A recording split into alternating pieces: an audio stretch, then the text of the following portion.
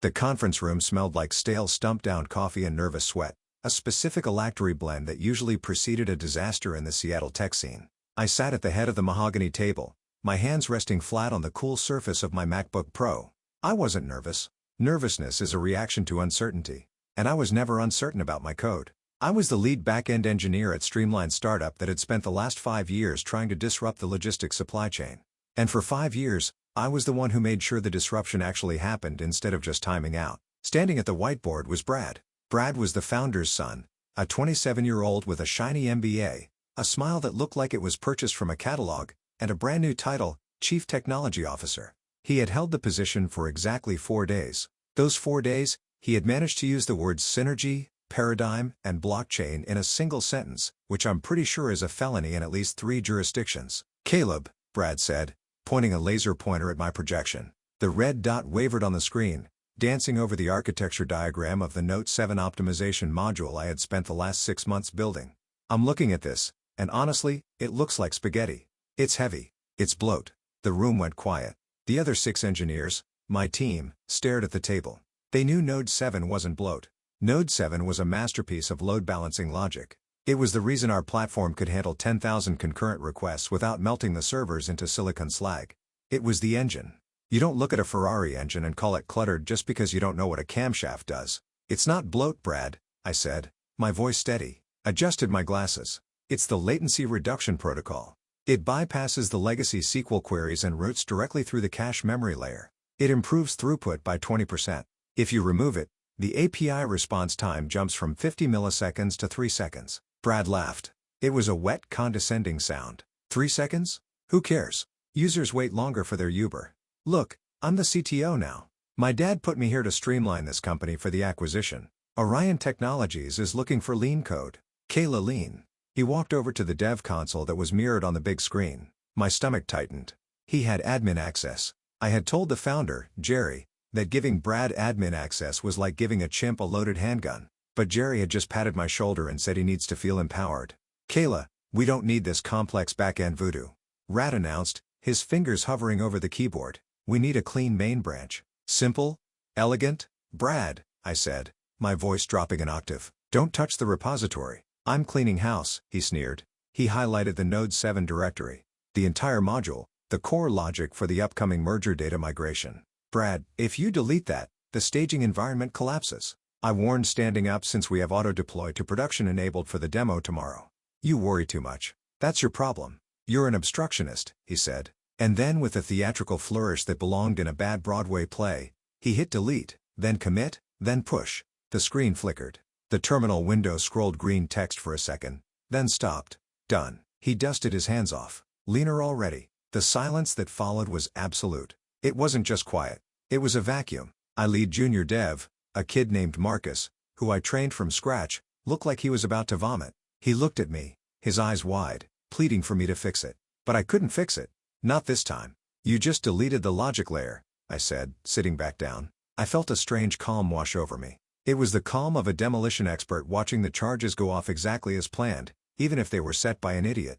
Application is now a front-end shell. It can't fetch data. It can't authenticate users. It's a zombie. Brad turned to me, his face wreathing. See, this is exactly what I'm talking about. Negativity. You're toxic, Kayla. You're not a culture fit for the new Streamline. He puffed out his chest. You're fired. Get your stuff. I want you out before the sprint review is over. The room gasped. Marcus actually stood up. Brad. You can't sit down, Marcus. Brad barked. Or you're next. I looked at Brad. I looked at the screen where my code used to be. I looked at my team, who looked terrified. And then my phone buzzed on the table. It had been buzzing for weeks. A blocked number. I knew who it was. I had ignored it because I was loyal. I was loyal to Jerry, the founder who gave me a shot 5 years ago. I was loyal to the code. I was loyal to the team. I picked up the phone. The screen lit up. You know, usually people tell you to ignore the red flags just like you ignore that notification bell. But if you're enjoying watching a nepotism hire implode a multi-million-dollar company in real time, maybe do me a favor and hit that subscribe button and the like. It helps the algorithm find more people who appreciate a good corporate disaster. And honestly, it motivates me to type this out instead of drinking a bottle of wine. Okay, back to the carnage. I looked at the caller ID. It wasn't blocked this time. It just said Orion. Brad was still talking, rambling about fresh perspectives and rockstar ninjas. He thought he had crushed me. He thought he had won. He was watching me, waiting for the tears, for the begging, for the pleas. I need this job. I swiped right.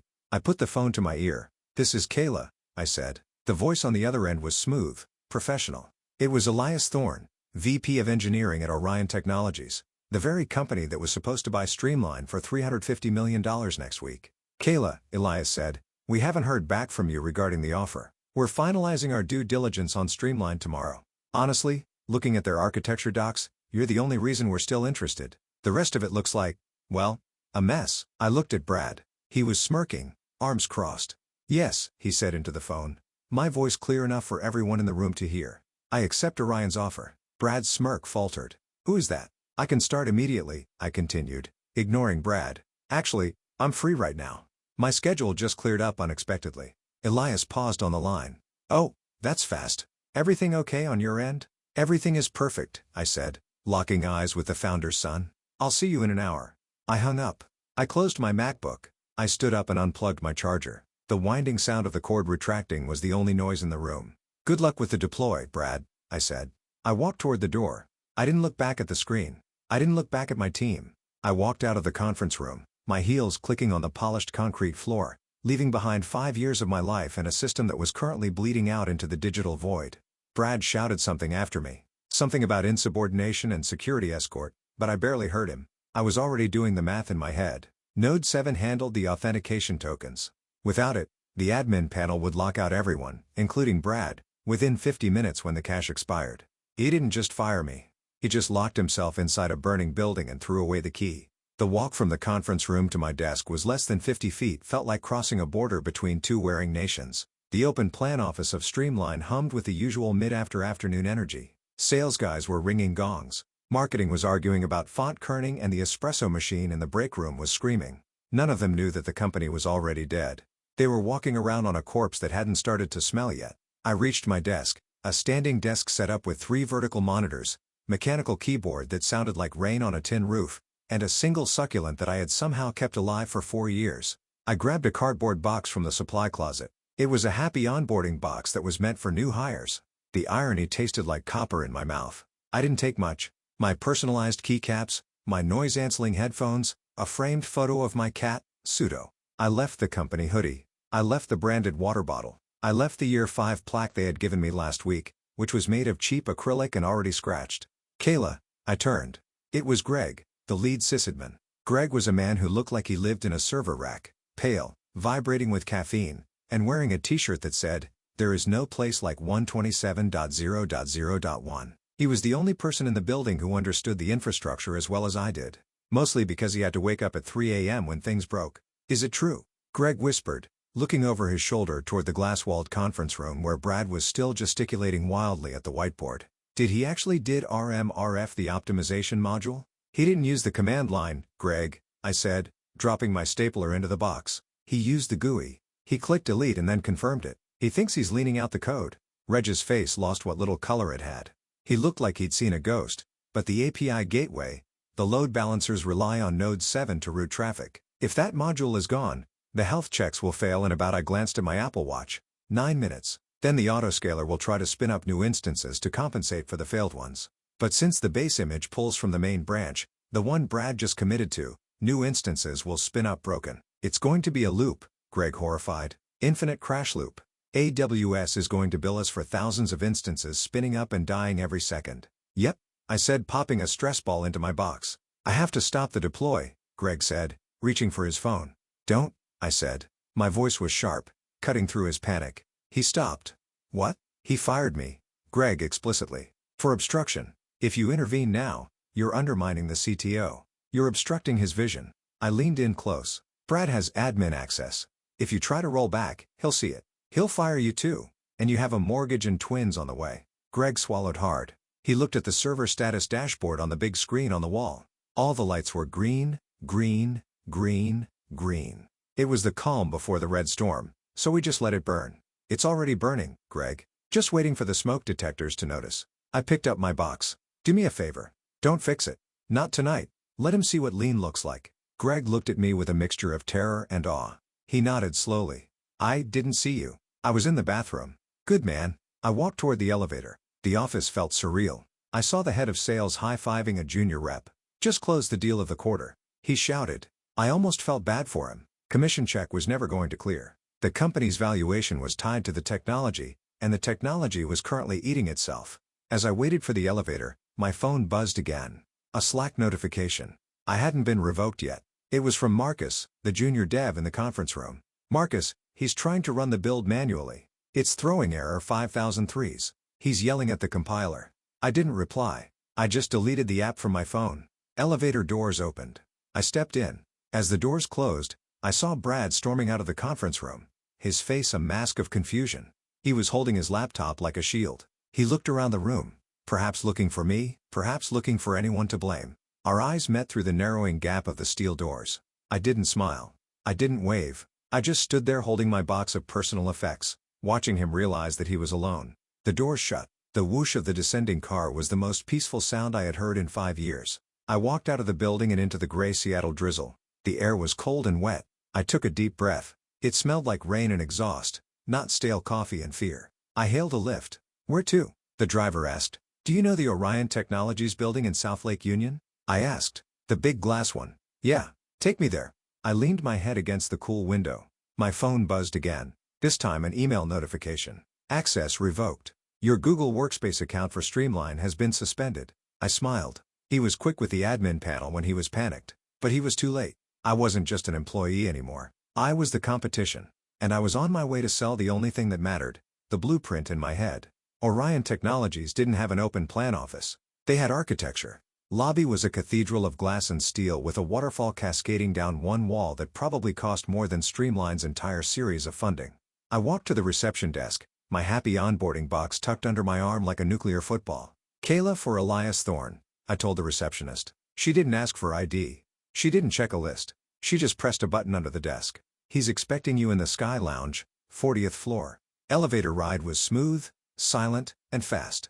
My ears popped when the doors opened. Elias Thorne was waiting. He wasn't wearing a suit. He was wearing dark salvage denim and a black cashmere sweater. He looked like a man who wrote code in the morning and negotiated acquisitions in the afternoon. Kayla, he said, extending a hand. I didn't expect you to be quite so prompt. I believe in efficient routing, I said, shaking his hand. His grip was firm. My previous route had a blockage. He chuckled and gestured to a seating area overlooking Lake Union. The view was expensive. You could see the seaplanes landing, cutting white scars across the dark water. Coffee, tea, whiskey, sparkling water. I said, I need a clear head. We sat. I put my box on the floor. So Elias started leaning back. Let's cut the corporate dance. We've been trying to buy Streamline for 6 months. Due diligence reports kept coming back with red flags on their front-end code, their sales projections, their user retention. But every time our engineers dug into the back end, the API latency, the database structure, the encryption protocols, it was pristine. He looked at me intently. It was you. It was me, I confirmed. And my team. But mostly the architecture I built 3 years ago to handle the scalability issues the founders ignored. Now you're here, Elias said. And you said you were free. Brad, the founder's son, decided to lean out the codebase about an hour ago, I said, taking a sip of the San Pellegrino that had materialized on the table. He deleted the Note 7 logic module in production. Elias's eyebrows shot up. He deleted the optimization layer. The thing that makes the platform actually work. Gone. And he fired me for trying to stop him. Elias let out a low whistle. Didn't look horrified. He looked calculating. He looked like a shark that just smelled blood in the water. So he said slowly, if we were to complete the acquisition of Streamline tomorrow, we'd be buying a shell. You'd be buying a front-end interface that points to 44 errors. I corrected the data there technically, but the engine to access it that's gone, and I'm the only one who knows how to rebuild it quickly. The documentation was well. Rad didn't like documentation. He called it bloat.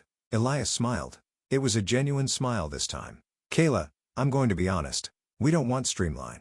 We don't care about their brand. We don't care about their logistics app. We wanted the engine. We wanted the underlying tech to power our new fintech vertical. We were going to scrap the rest. He pulled a tablet from his bag and slid it across the table. This is Project Vessel, he said. It's what we wanted Streamline's tech for. But since the tech is currently imploding, why don't we just build it from scratch with the architect who designed it in the first place? I looked at the tablet. It was a schematic for a high-frequency trading platform. It needed speed. It needed security. It needed exactly what I had spent 5 years building for a logistics company that sold boxes. You want me to rebuild it? I said better. I want you to be the head of architecture for Project Vessel. Elias said equity partner. 3 times your streamlined salary, a team of your choosing, and full autonomy. No founder sons. I looked at the schematic. I could see the code in my head already. I could see the database schema. I could see where I would improve on my old design. No legacy debt, no quick fixes for sales demos, a clean slate. And what happens to the streamline deal? I asked. Elias tapped the table. We have a clause in the letter of intent. Material adverse change. If the technology is significantly degraded during the diligence period, we can walk away without penalty. He looked at me. Would you say the technology is significantly degraded? I thought about the red error logs that were currently flooding the monitors of my former team. I thought about Greg sweating in the server room. I thought of Brad screaming at command line. He didn't understand. I said, a cold smile touching my lips. I'd say the technology is non-existent. Then we walk, Elias said, and we build Vessel. I have one condition, I said. Name it. I want to hire 3 people from Streamline once the dust settles. My junior dev, Marcus, Greg the sysadmin, and Sarah from QA. Done, Elias said. He extended his hand again. Welcome to Orion, Kayla. I shook it. As I did, my phone vibrated in my pocket. I ignored it. I knew what it was. The crash loop had started. The infinite billing was racking up. The fires were burning. And for the first time in 5 years, I didn't have to grab a fire extinguisher. I just ordered another sparkling water. The first week at Orion was like stepping out of a noisy nightclub into a quiet library. No one screamed. No one threw buzzwords around like confetti. There were stand-up meetings, but they actually lasted 15 minutes. Code reviews were brutal, but they were about the code, not the ego. I sat in my new office, an actual office with a door, migrating my mental blueprints into Orion's secure repositories. We were building Vessel on a Rust-based stack, something I had begged Streamline to transition to for years. Here it was just approved. Resource request approved, the email said. 3 words. Took me 5 minutes to get approval for a server cluster that would have taken 3 months of begging at my old job. Meanwhile, my phone was a digital window into hell. I hadn't blocked Marcus or Greg. I needed to know they were okay. And honestly, a small dark part of me needed to know how bad it was. Tuesday, 11:42 p.m. Marcus, the autoscaler hit 15K in overages today at his screaming that AWS is scamming us. He tried to edit the config file in Notepad. Notepad Kayla, he corrupted the encoding. Wednesday, 3:15 a.m. Greg, I haven't slept in 40 hours. Every time we patch the routing table, the front end throws CORS errors. Brad keeps asking why we can't just Control-Z the server state. I think he's crying in his office. I sat in my ergonomic chair sipping loose-leaf tea reading these messages with a detachment that surprised me. I typed back to Greg. Kayla, check the Nginx config. He probably overwrote the headers when he pushed the clean branch. And Greg, go home. Let it crash. Greg, I can't. The demo with Orion is on Friday. If we don't have it running, Jerry is going to have a stroke. Ah, the demo. The famous demo. I walked out to the Orion coffee bar. Elias was there reading a report on his iPad. He looked up and nodded. How's the build? He asked. API skeleton is up, I said. Latency is sub 10 milliseconds. It's beautiful. Good, he said. Then he smirked. We're still scheduled for the final acquisition demo with Streamline on Friday. The founder, Jerry, called me, assured me that the glitch earlier this week was just a system upgrade, and they are now more optimized than ever. Is that so? I stirred my tea. He says his CTO has personally overseen the rebuild, Elias said, able to suppress a laugh. He says it's running smooth as butter. I assume you're sending a team to verify. I'm sending the VP of product and our lead legal counsel, Elias said. And I was wondering if you wanted to join via video link off camera, of course, to consult. I thought about it. I thought about seeing Brad's face when the system inevitably failed. But then I shook my head. No, I said I don't need to see it. I know exactly what's going to happen. It's a deterministic system, Elias. Input garbage, output garbage. Fair enough. I went back to my desk. I pulled up the Vessel architecture. It was elegant. It was robust. It was mine. But later that night, I got a text from Sarah in QA. Thursday, 9 p.m. Sarah, they are hard-coding the data. Kayla, they couldn't fix the back-end logic. So for the demo they are just making the front-end display static JSON files. It's a Potkin village. Farian clicks on anything other than the happy path. The whole thing 4004s. I stared at the screen hard-coding the data. It was the oldest trick in the vaporware book. It was fraud. I forwarded the text to Elias with a simple caption. Ask them to filter by date range. Last year during the demo the static file only covers the current month. Elias replied with a thumbs up emoji. I leaned back in my chair. The sun was setting over the Olympic Mountains. I felt a strange sense of peace. I wasn't the one holding the duct tape anymore. I was the one holding the scalpel. Friday morning arrived with the heavy gray gloom typical of the Pacific Northwest. At Streamline, I knew the mood would be frantic manic energy. At Orion, it was just another Friday. Bagel day. I was in a code sprint with my new team, 2 senior devs I had handpicked from Orion's internal pool.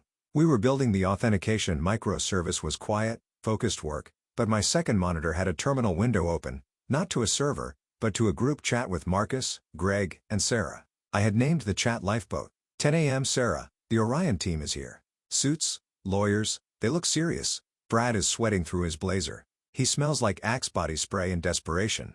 10:05 a.m. Greg Jerry is doing the intro, talking about resilience and next-G pivots. Ad is setting up the projector. His hands are shaking so bad he can't plug in the HDMI. I imagine the conference room, the same one where I was fired. The ghosts of my code still haunting the projector screen. 10:15 a.m. Marcus demo starting. Brad is driving. He's clicking through the dashboard. Look how fast it loads. Yeah, because it's loading a local CSV file. I took a bite of my poppy seed bagel. Elias was in that room. Had my note. 10:20 a.m. Sarah. Okay. Orion guy. The VP just asked a question. Can we see the logistics throughput for Q3 of last year? 10:21 a.m. Greg. Brad froze. He's saying, well, we focus on real-time data so historicals are archived for latency purposes. 10:22 a.m. Sarah. Orion guy isn't buying it. On a rivet, please. We need to verify the database integrity. This was the kill shot. Database wasn't connected. There was nothing to unarchive. The archive was a lie to cover the fact that the API was dead. 10:25 a.m. Marcus. Brad is typing. He's trying to inspect Element to change the dates on the fly. Oh my god. He's typing into the browser console in front of them. 10:26 a.m. Greg. Error 500. Massive red box on the screen. Undefined is not a function. I chuckled. Undefined is not a function. Epitaph of the incompetent coder. 10:28 a.m. Sarah. Brad is shouting at the screen. It's the Wi-Fi. The Orion guest network is throttling us. 10:29 a.m. Marcus. The Orion lawyer just stood up. Mr. Founder, this application isn't making network requests. We're monitoring the traffic. This is a static page. There is no back-end connected. I could feel the air leave the room from 10 meters away. The fraud was exposed. It wasn't just a bug anymore. We're trying to sell a car with a cardboard engine. 10:35 a.m. Greg, it's over. The Orion team just packed up. Didn't even say goodbye. Just we'll be in touch. Jerry looks like he's having a cardiac event. Brad is staring at the wall. 10:40 a.m. Marcus. Jerry just turned to Brad. Where's the backup? Where is Kayla's code? 10:41 a.m. Marcus. Brad said, I told you, Dad. I leaned it out. 42 a.m. Marcus. Jerry is screaming. I've never heard him scream. I think he just fired Brad or killed him. It's hard to tell. I closed the chat window. I didn't need to read anymore. The acquisition was dead. The $350 million deal had evaporated in 45 minutes because a nepotism hirer thought he could outsmart the fundamentals of software engineering. Elias walked into my office an hour later. He looked calm. There was a hardness in his eyes. You were right, he said, leaning against the doorframe. Total fabrication. They tried to spoof the data. I told you. I said, what happens now? We issued a formal withdrawal of the LOI, Elias said, and our legal team is drafting a notice regarding breach of good faith. They wasted our time, Kayla. And time is expensive. What about the tech? I asked. The IP worthless, Elias said.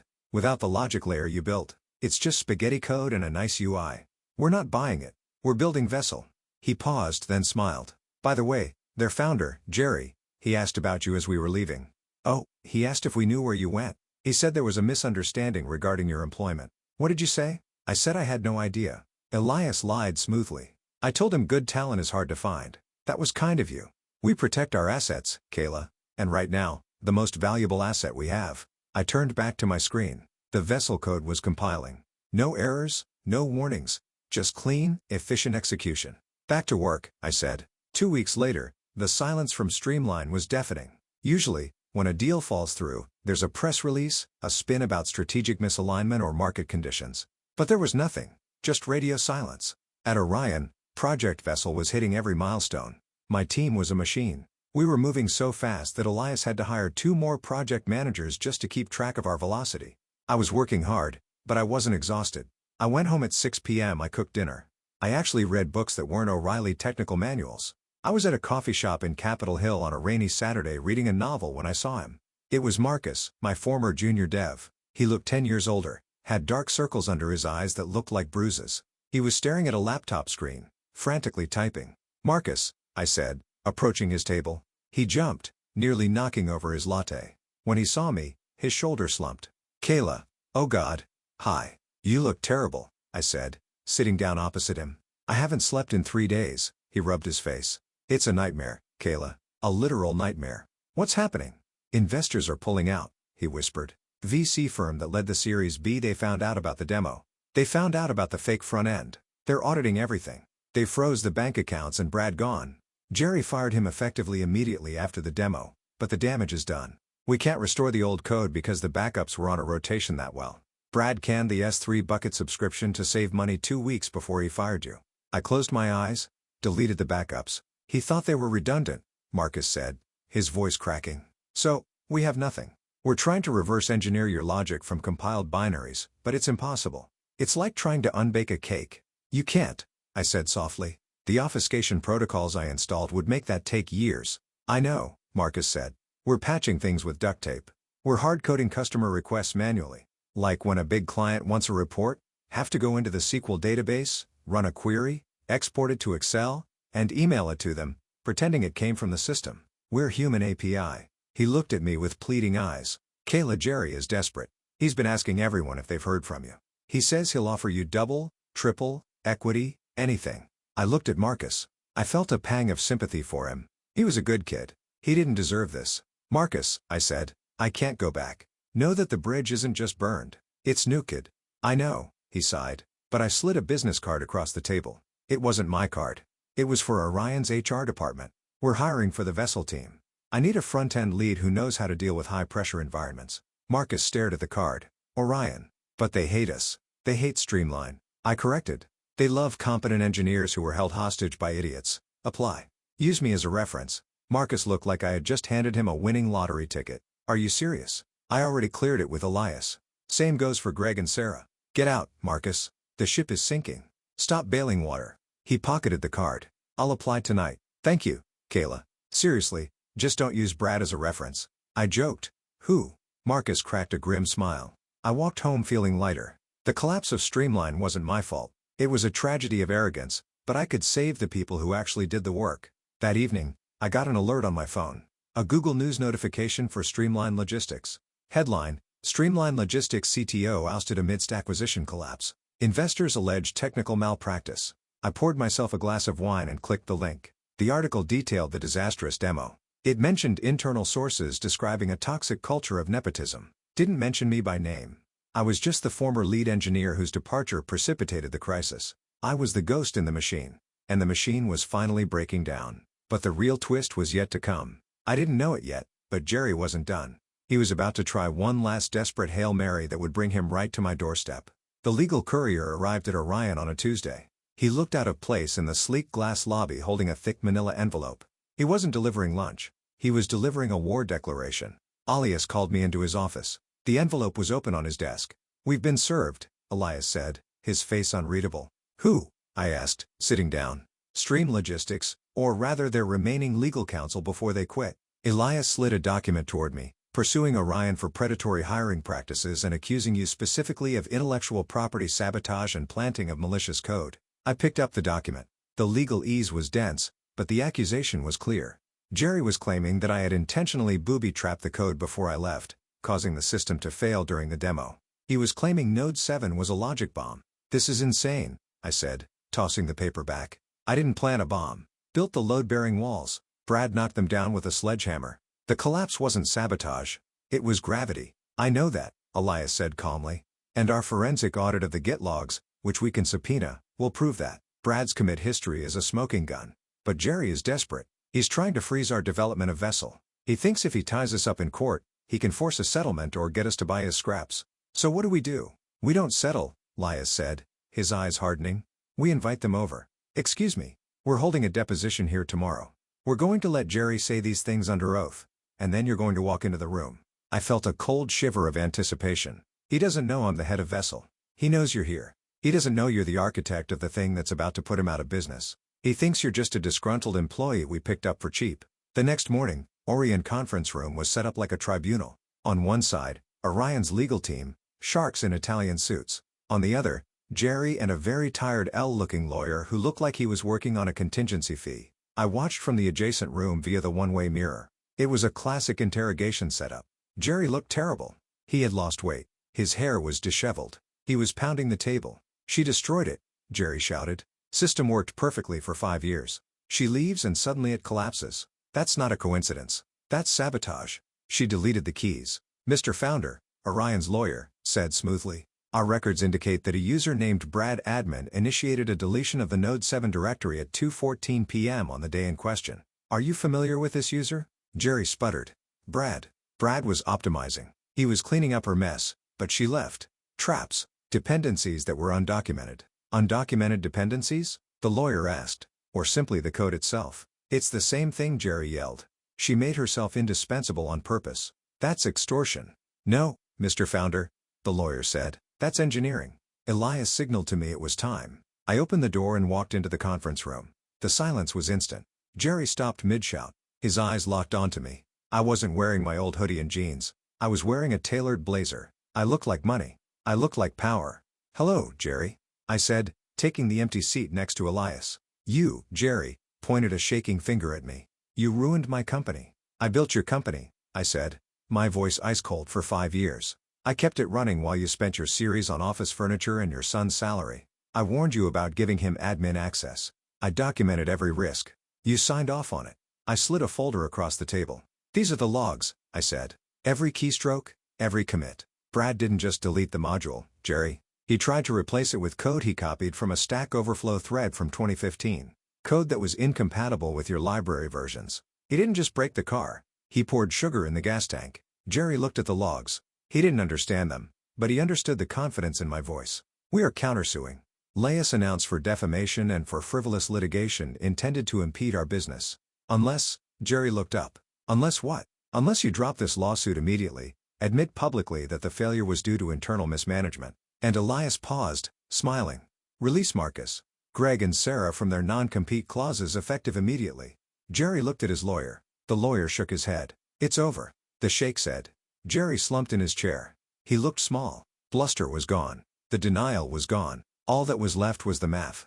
And the math didn't work. "Fine," Jerry whispered. "Good," I said. "And Jerry, one more thing." He looked at me, eyes hollow. "Next time you fire the architect," I said, "make sure you know where the load-bearing walls are." 3 months later, Project Vessel went live. It wasn't a noisy launch. There was no confetti. There were no press releases full of buzzwords. Just a switch flip at 2 a.m. I stood in the Orion Command Center, a room that looked like NASA Mission Control, surrounded by my team. Marcus was monitoring the front-end analytics. Greg was watching the server load. Sarah was tracking the error logs. "Traffic is spiking," Marcus said, grinning. "We just onboarded the Global Freight Partners account." Global Freight Partners, Streamline's biggest former client, had defected to us a week after Streamline filed for Chapter 11 bankruptcy protection. "Latency?" I asked. 12 milliseconds, Greg reported. "Stable. The load balancers are yawning. They're barely breaking a sweat." I watched the data flow on the main screen. It was beautiful. Streams of gold light moving across a dark map of the world.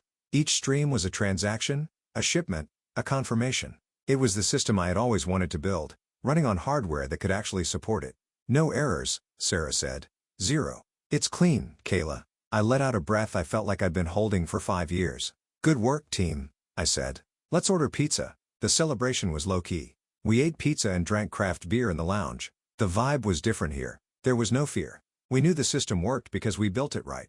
Around 4:00 a.m., Elias walked in. He was holding a bottle of champagne. "Congratulations," he said, popping the cork. "The board is ecstatic. The stock is up 4% in after hours, trading just on the rumor of the launch." He poured me a glass. "You know, we got a call today." "Oh, from the receiver hip handling Streamline's assets," Elias said. "They're auctioning off the IP, the domain name, the customer list, the legacy code." "How much?"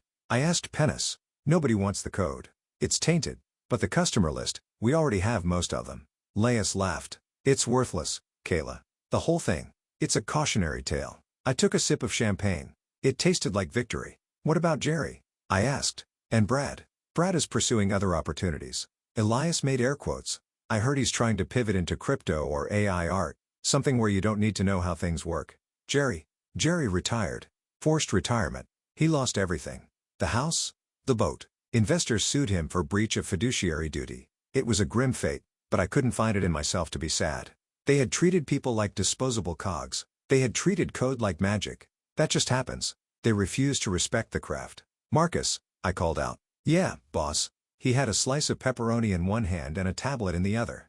How's the import script coming? Done. Marcus said, can migrate any remaining streamlined customers to Vessel in under an hour. Their data formats are well, I know them by heart. Good, I said. Turn it on. We weren't just winning. We were absorbing.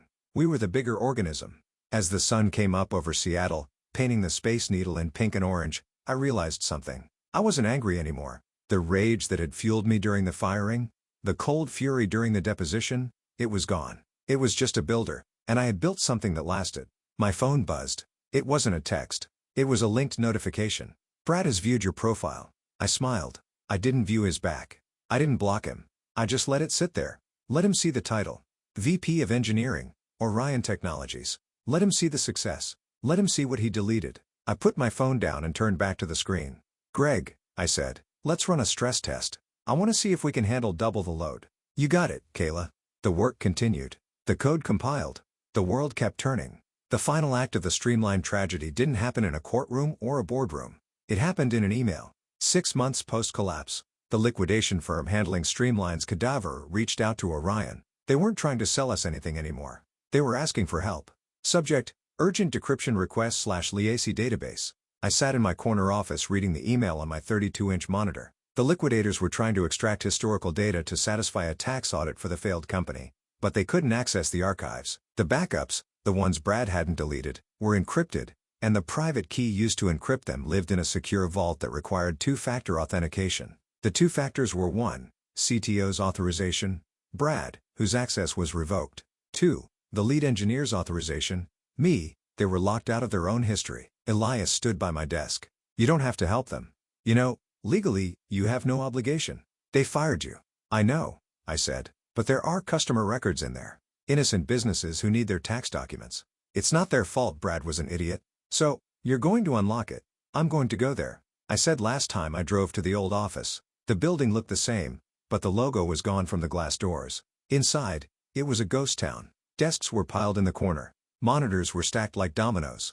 The silence was heavy. A stressed-out liquidation agent named Steve met me. He looked like he hated his life. Thank you for coming, Steve said. We've been trying to crack this for weeks. We called the guy. Brad, he said he didn't know the password. Said password 123 didn't work. It wouldn't, I said dryly. I walked to what used to be my desk. It was empty. The dust outlines of my monitors were still visible. I sat down. It felt small. I pulled out my laptop and connected to the local server which was running on emergency power. Okay, I typed into the terminal, SSH root at 192.168.1.5. I entered my old admin password. Still worked. Of course it did. Brad had never figured out how to change the root credentials. The screen filled with text. The encrypted volume appeared. Is that it? Steve asked, peering over my shoulder. That's the grave, I said. I pulled a USB drive from my pocket. It contained my GPG private key. The key I had generated 5 years ago to keep the data safe. I plugged it in. I typed the decryption command. GPG decrypt output manifest JSON. The progress bar spun 10%, 50%, 100%, access granted. The terminal read. Steve let out a sigh of relief. Oh, thank God. You're a lifesaver, Kayla. I'm just the janitor, I said, standing up, cleaning up the mess one last time. I looked around the office. I saw the ghost of Brad standing at the whiteboard, deleting my work. I saw the ghost of Jerry nodding along. I saw the ghost of myself. Younger, more naive, thinking that if I just worked hard enough, I would be safe. I wasn't safe because I worked hard. I was safe because I was smart. As I walked toward the door, my phone rang. It was an unknown number. I answered. Hello, Kayla. It was Jerry. His voice was raspy, broken. Steve told me you were coming to open the files. I did it, Jerry. The auditors will get their data. Kayla, he sounded like he was crying. I realized something. Too late. That module. Node 7. It wasn't bloat, was it? I stopped with my hand on the glass door. No, Jerry, it wasn't bloat. It was the foundation, he whispered. I let him break the foundation. Yes, you did. I'm sorry, he said. I listened to the static on the line. I thought about saying something profound. I thought about rubbing it in, but I didn't need to. The empty office, the bankruptcy, the silence. That was loud enough. Goodbye, Jerry, I said, Hung up. I walked out into the rain. My phone buzzed. A text from Marcus. Marcus, vessel just hit 100K transactions per second. We need you to approve the cluster expansion. Also, we ordered Thai food. I smiled. I got into my car, a new Tesla, bought with my Orion signing bonus, and looked back at the empty building one last time. I thought about the delete button. I thought about how easy it is to destroy something you don't understand. And I thought about how hard it is to build it back up. I put the car in drive. Next time you delete something, make sure you know what it does. Because sometimes you're not just deleting code, you're deleting your future.